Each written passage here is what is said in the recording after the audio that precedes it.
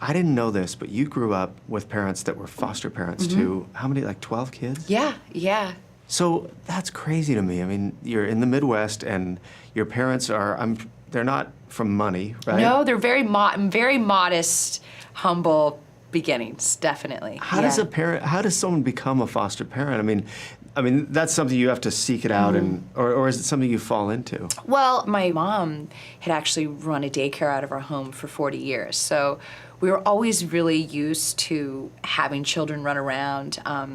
Both of my parents are extraordinary nurturers, and I remember the day that they sat us down and they said, you know, we're going to become a foster family, and I don't think any of us really understood. How old were you? I think I was about 8 or 9, and then I didn't quite know what it was.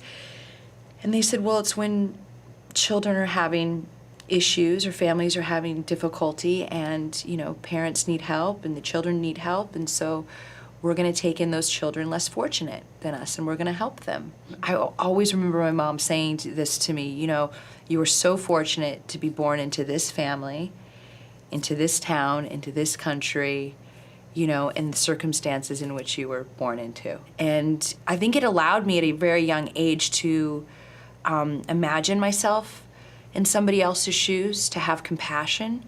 And it's something that I've reflected on a lot in the way that it's affected me and in terms of my career choice. Well, yeah, because I mean, it's one thing, we all tell our kids, you're so fortunate to have piano lessons, or you're so fortunate to go to the school that you get to go to, or live where you get to live. But your parents, they lived by example. And I wonder how that made you look at your parents. And I mean, as a kid, did it ever feel like, I'm not getting enough attention? Oh, never.